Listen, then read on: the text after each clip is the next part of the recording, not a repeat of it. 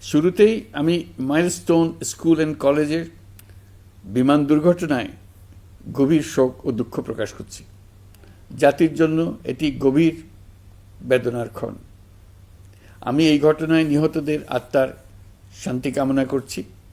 যারা এখনও হাসপাতালে চিকিৎসাধীন আছেন তাদের দ্রুত আরোগ্য কামনা করছি। এই ভয়াবহ দুর্ঘটনা আমাদের আরেকবার স্মরণ করিয়ে দিয়েছে চিকিৎসক ও স্বাস্থ্যকর্মীদের অবদান, তাদের পেশার মাহাত্ম্য। যখন চারপাশে শুধু আতঙ্ক, কান্না আর অজানা আশঙ্কা, তখন আপনারাই আমাদের আশার আলো। এই কঠিন সময়ে যারা ক্লান্তি ভুলে আহতদের সেবা দিয়ে যাচ্ছেন, আমি জাতির পক্ষ থেকে আপনাদের কৃতজ্ঞতা জানাচ্ছি। প্রিয় চিকিৎসকবৃন্দ, যুদ্ধের সময়ও আক্রান্ত ও আহতদের চিকিৎসা বন্ধ করা যায় না। এটা আন্তর্জাতিক আইনে স্বীকৃত। এর ব্যতিক্রম আমরা দেখেছি এই বাংলাদেশে 24শে জুলাই গণ অভ্যুত্থানের দিনগুলোতে।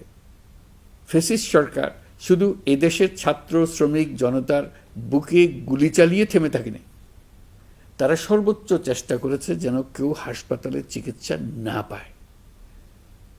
জুলাই আমাদের চিকিৎসক যোদ্ধাদের গল্প কোনো যুদ্ধক্ষেত্রের ডাক্তারদের গল্পকেও হার মানায়। রাস্তায় ছাত্রদের পিটিয়ে রক্তাক্ত করে মেডিকেলে ঢুকেও তাদের উপর হামলা হয়েছিল। ডাক্তার নার্সদের হুমকি ধামকি, নানা রকমের বাধা দেওয়া হয়েছিল। শত শত ছেলে মেয়ে অন্ধত্ব বরণ করেছে, কারণ তারা সঠিক সময়ে চিকিৎসা পায়নি। নির্দেশ ছিল আন্দোলনে আহত কাউকে হাসপাতালে চিকিৎসা দেওয়া যাবে না। আপনারা পেছনের গেট দিয়ে আহতদের গোপনে চিকিৎসা দিয়েছে। হাসপাতালে হাসপাতালে গ্রেফতার অভিযান চালানো হয়েছিল। সিসিটিভি ফুটেজ, রেজিস্ট্রার খাতা নিয়ে যাওয়া হচ্ছিল।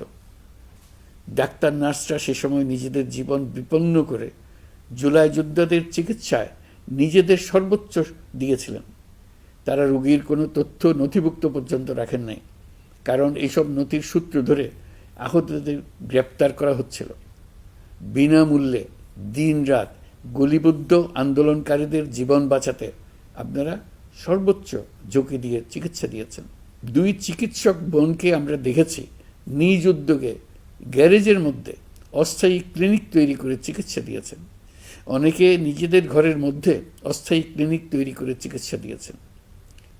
আপনারা নিজেরা ঝুঁকির মধ্যে ছিলেন, আপনাদের পরিবার ঝুঁকির মধ্যে ছিল, তবু পাহাড়সম বাধা পার করে আপনারা মানুষের জীবন বাঁচাতে এগিয়ে এসেছিলেন। আহতদের জন্য রক্তের সংকট ছিল। প্রশাসনের রক্তচক্ষু এড়িয়ে আপনারা রক্তের ব্যবস্থা করেছেন। আহতদের পরিচয় গোপন রাখতে ব্যবস্থাপত্রে অন্য নাম, অন্য রোগের তথ্য উল্লেখ করে তাদেরকে পুলিশের কাছ থেকে আড়াল করেছেন। প্রাইভেট ডাক্তাররা স্ব-উদ্যোগে প্রশাসনের চোখ এড়িয়ে সরকারি হাসপাতালে গিয়ে গোপনে চিকিৎসা দিয়ে এসছেন। রক্ত দেওয়ার জন্য সরঞ্জাম সরবরাহ ছিল না, আপনারা নিজেরাই এগুলোর ব্যবস্থা করেছেন। অ্যান্টিবায়োটিক, পেইন কিলারের মতো ওষুধও আপনারা নিজেরাই সরবরাহ করেছেন। আপনারা শুধু চিকিৎসক না, আপনারা এই জুলাইয়ের অন্যতম নায়ক। আপনারা সাহস এবং মানবতা, দায়িত্ববোধের জীবন্ত প্রতিচ্ছবি। এই দুঃসময়ে আপনারা যে সেবা দিয়েছেন তা আমরা কোনোদিন ভুলব না। আমি আশা করব আজকের আয়োজন থেকে নির্ভীক ও সাহসী ডাক্তার ও স্বাস্থ্যকর্মীদের গল্পগুলো উঠে আসবে, এদেশের সকল মানুষকে অনুপ্রেরণা যোগাবে।